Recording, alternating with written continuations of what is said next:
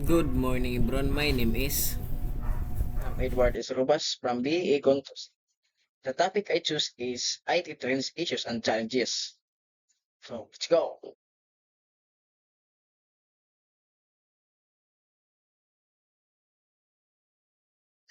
The objective of this topic is to describe how the given IT trends affect the Filipinos' way of living, discuss the issues and challenges in IT that different sectors face, and research further on the influence of IT on a specific sector. So next is trends. Okay, industry. The industry sector in the Philippines is made up of local foreign companies that provide different products and services to Philippines. Some companies in the food industry include Universal Robina and Mundi Nissin, while those in the beverage industry include San Miguel, Brewery, and Pepsi Philippines. And also, they have two major trends are seen in this sector. The one is automation, and the other one is Internet of Things, or what we know IoT. Hence the introduction of smart industries. So first, Internet of Things, or also known IoT. Okay, the IoT is becoming an increasingly growing topic of conversation both in the workplace and in the society at large. It has the potential to impact how we live and how we work. The IoT describes the network of physical objects or the things that are embedded with sensor, software, and other technology for the purpose of connecting and exchanging data with other devices and systems or over the internet. Next is IT automation. Automating what used to be manual procedure is the trend in organization and industries. As with IoT, automation helps many companies achieve greater productivity among its employees by using computer and software programs to do the task, such as automation include accounting system, producting system, and even security systems. So as I said, automation is the use of technology to carry out operation with the less amount of human involvement. This comprise commercial application like business process automation, or what we call BPE. IT automation network automation, automation system integration, robotics industry, and consumer application like home automation among others. So next is banking. Online banking, also known as internet banking or web banking, also user to execute financial transaction via the internet. And online banking offers customers just about every service traditionally available throughout a local branch, including deposit money and transfer and bill payment. One online banking innovation cited by Citi is the newly launched one-time personal identification number, or what we call PIN, which is used Citibank Online, the bank's multi-awarded in internet banking platform. The one-time PIN is a unique 6-digit PIN sent via SMS, which allows user to access their account details and complete online transaction via Citibank Online. User of Citibank Online need to key in their username and password first before they will be prompted for an online PIN. The one-time PIN acts as a second level authentication method to ensure that online transactions are secure. And just for example, the Land Bank, they have apps that you can open an account through online account in their apps. It's like online transactions and bill payment. That is the use of land bank, online bank. You can register it in their apps and you can open your account. Okay, next is education.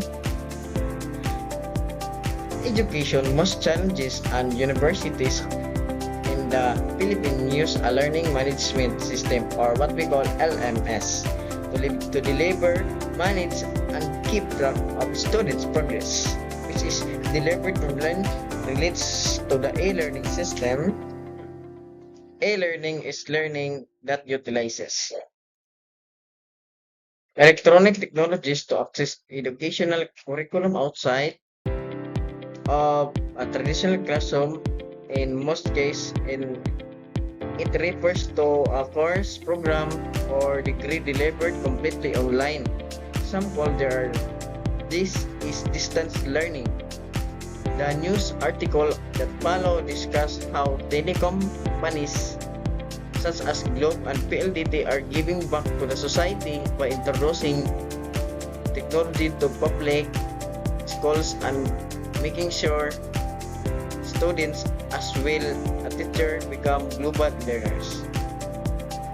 Global Filipino schools enhance e-learning with clouds, phone, tablets.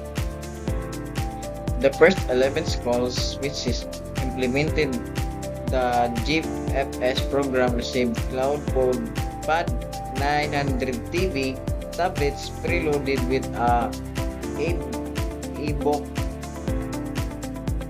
The first 11 schools which implemented the GFS program received cloud, pad, 900 TV, tablets preloaded with a e-book reader. The tablets are on top of the regular Globe Digital laboratory package that are provided to all GFS containing networks or tablets, Wi-Fi device, and a mobile card with a built-in projector screen. With the help of the tablets, students and teachers can fully explore the GFS library, a free web-based platform that provides free and quick access to digital story, books, art for children and young adults, as well as textbooks on core subjects such as math, science, English, Filipinos, music, and arts, among others.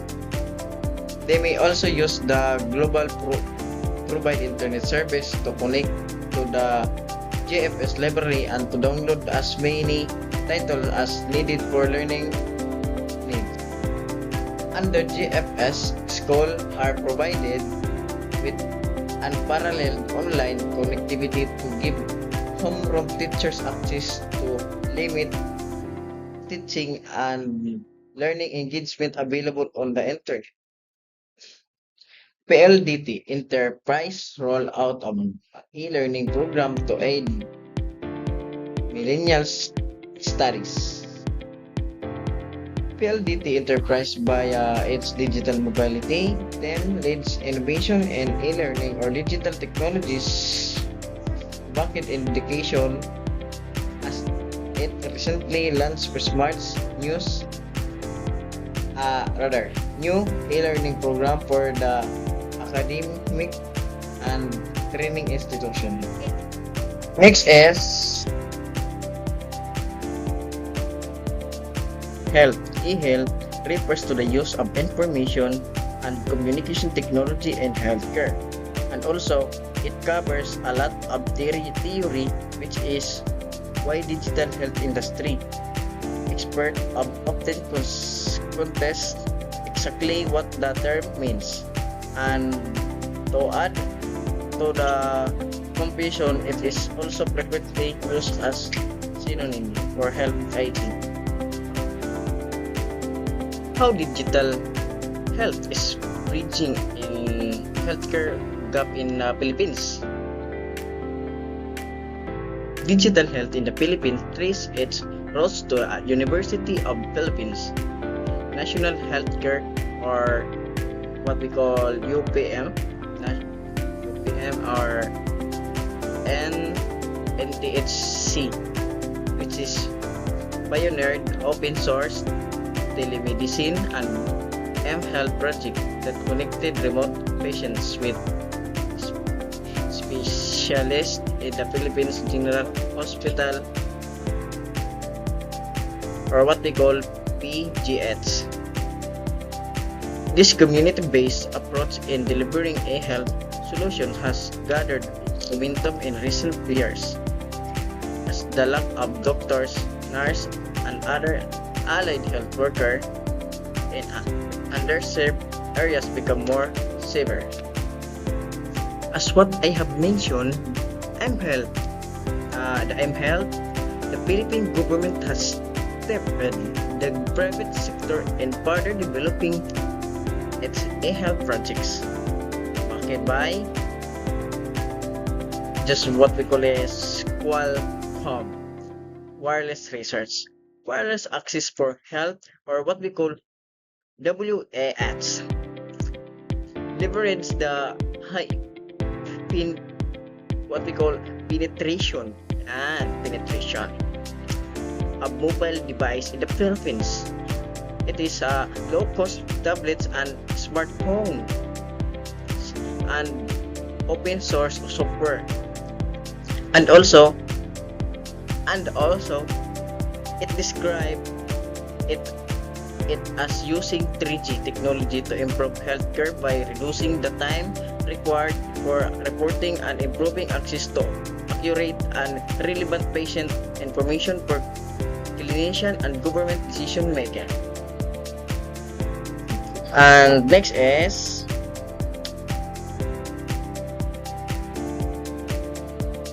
issues and challenges.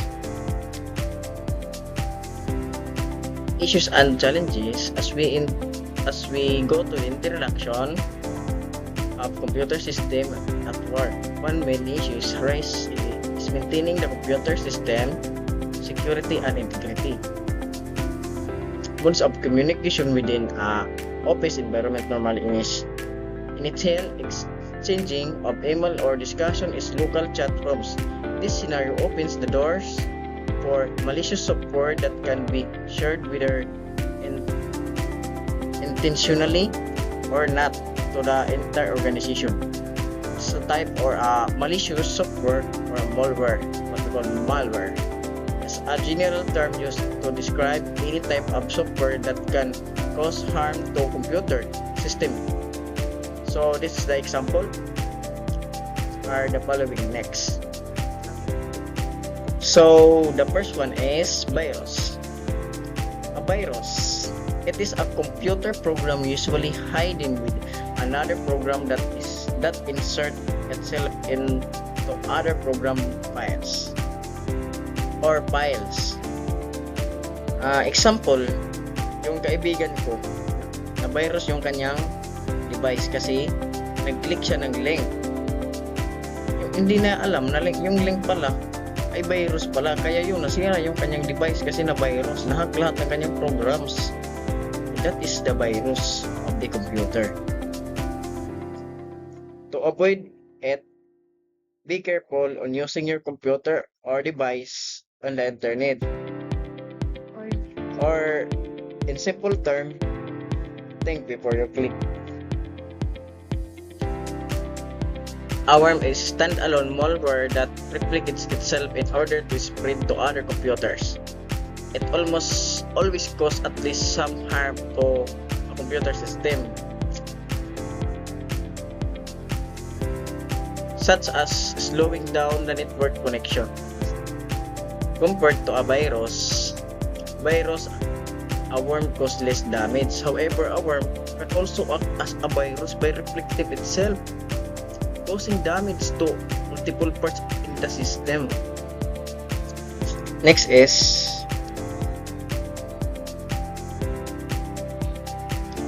Trojan. It refers to malicious program which initially appears to be useful, routine, or interesting in order to persuade a victim to install it. Unlike computer virus, and worms, Trojans generally do not attempt to inject themselves into other files or otherwise propagate themselves. However, a Trojan may contain a virus or a worm, which one often can cause damage to the computer. Next is spyware.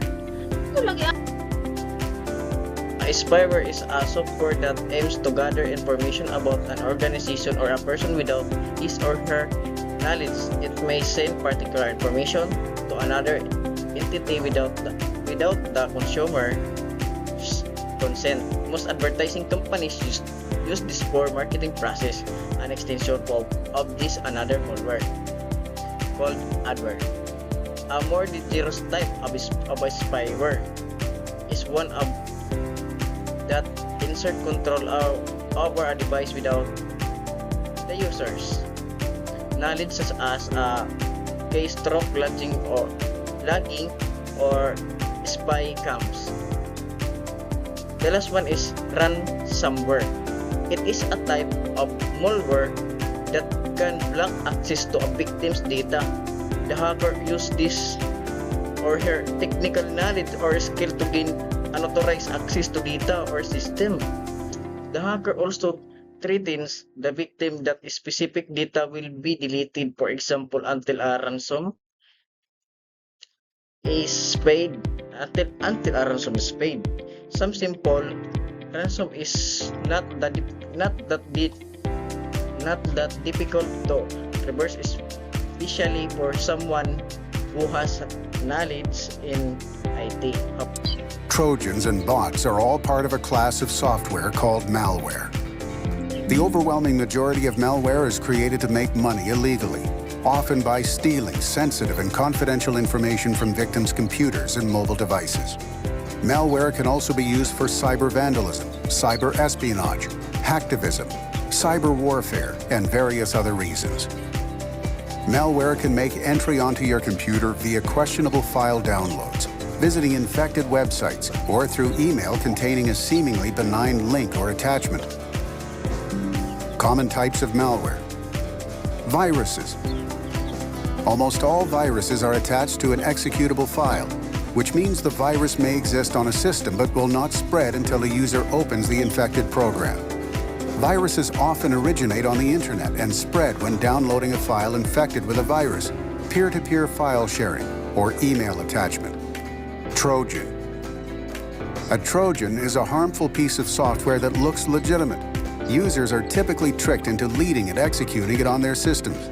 Trojans can not only steal your sensitive data, they can also give cyber crooks access to your system. Trojans are employed to gain access to your computer's financial and personal information. Ransomware. Ransomware holds your PC hostage and demands money. It locks up your computer, threatening to destroy data, demanding ransom or a payment for release of your data, files, or to regain the ability to use your computer again. Spyware. Spyware secretly gathers private information about the user activity, such as internet usage, and logs keystrokes via the process of keylogging to steal passwords and other sensitive data. Worms. Worms can replicate themselves and infect multiple computers on a network, causing major damage. Network worms often use computer networks to spread, slowing down traffic and relying on security failures such as outdated operating systems and no antivirus programs installed. In contrast, viruses require the spreading of an infected host file. Worms are a standalone software and do not require a host or human help to spread. The best way to protect your system from malware is to keep your operating system clean by downloading regular patches, updates, and making sure that your computer is protected by the latest antivirus software from a trusted vendor. In education sectors, there are 5 common problems faced by students in e-learning and how to be overcome them. First is adaptability struggle, technical issues, computer literacy, time management, self-motivation. So let's proceed.